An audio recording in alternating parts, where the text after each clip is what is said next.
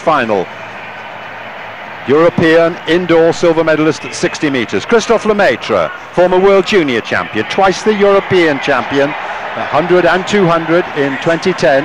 9.92 is personal best. The Frenchman going in lane 3.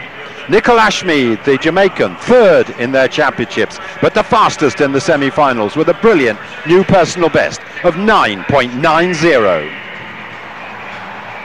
Prowling around, and now surely to take his place also in lane 5, it's Justin Gatlin, a personal best of 9.79 for the former Olympic champion, the former world champion, won the double in 2005, 8 years ago, and here he is again.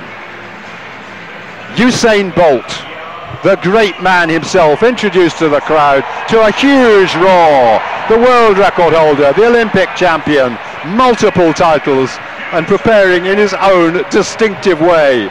There's no rain here, Usain Bolt, the conditions are perfect.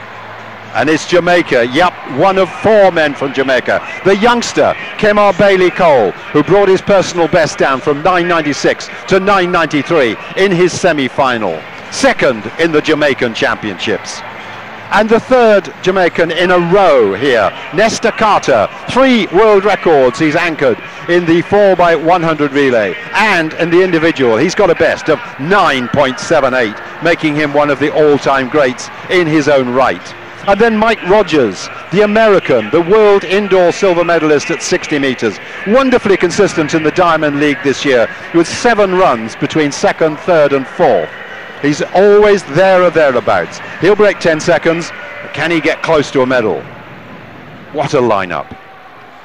We've got Usain Bolt, the fastest man ever, Nesta Carter and Justin Gatlin, also in the all-time 10 fastest sprinters. He himself, the great man, has called for quiet.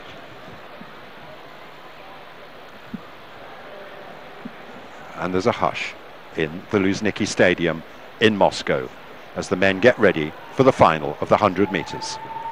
Daciolo, Lemaitre, Ashmead, Gatlin, Bolt, Bailey-Cole, Carter and Rogers. Bolt in the middle in lane 6.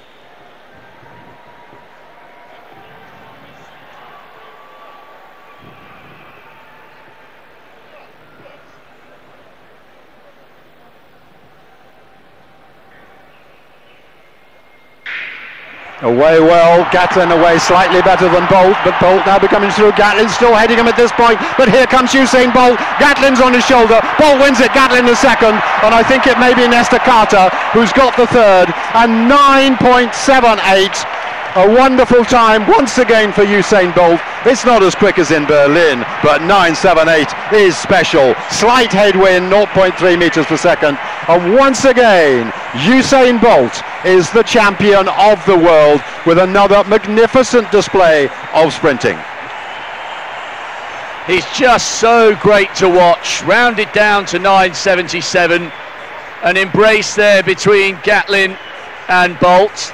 He made a good start, the American. Bolt had to work for that, but when he gets into his running and he's flowing, he is just magnificent to watch. Gatlin celebrates, and he should do. Second place, upgrading his bronze from the Olympics to silver here.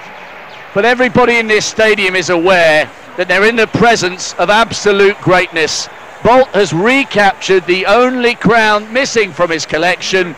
He's once again the champion, as he was in Berlin 4 years ago.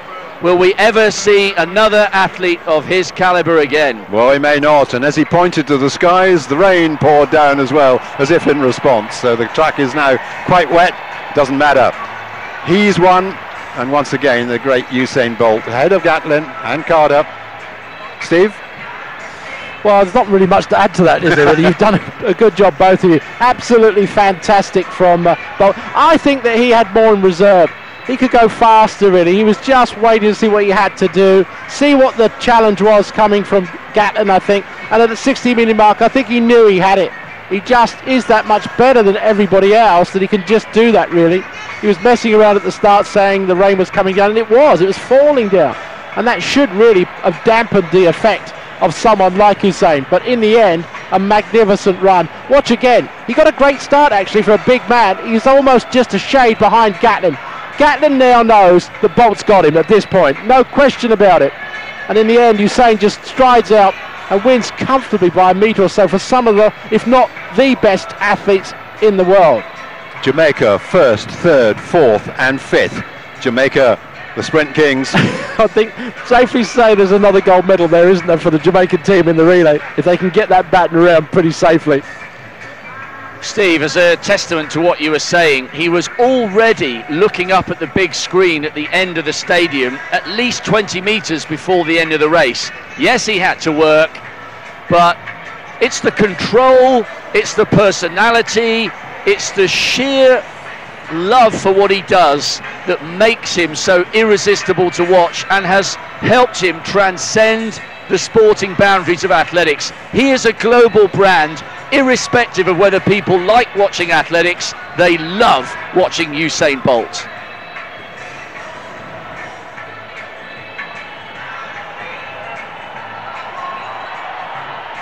And another medal for this man. He's come back in style. Olympic bronze and now world silver. And he ran a fine race. 9:85 was season's best.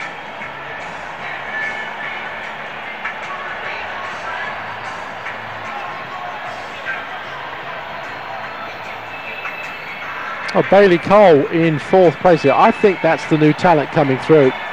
The young guy, tall, powerful, just needs a few years, I think, to come into fruition with his real talent.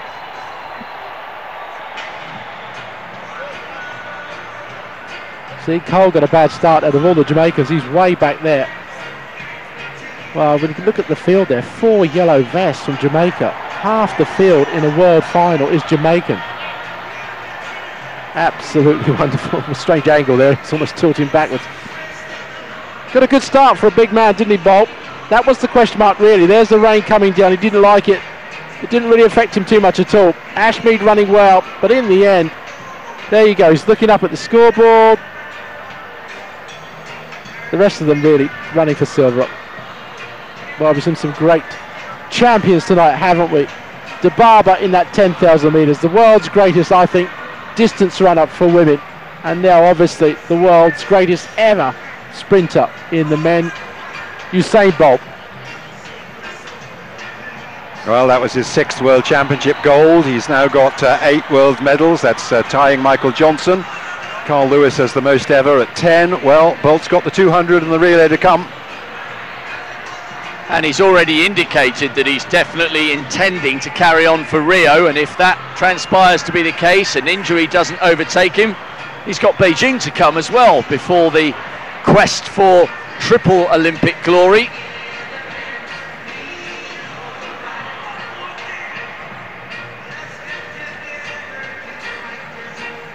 And it's good to see Nestor Carter getting an individual medal as well. He's particularly achieved success, obviously, on the relay, anchoring that great Jamaican team, which no doubt he will do so again.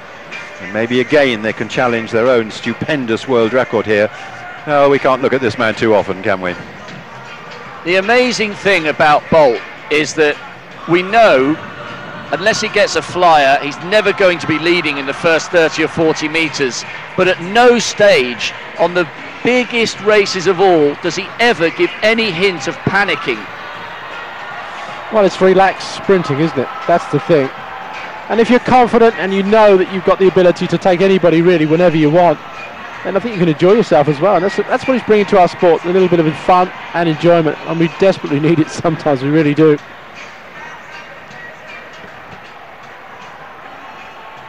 Still, as Peter said, we've still got the 200 when he's going to be in that. And the relay as well, something else to look forward to. And if it was possible, having just seen a performance like that, he is even better at the 2 than he is at the 1.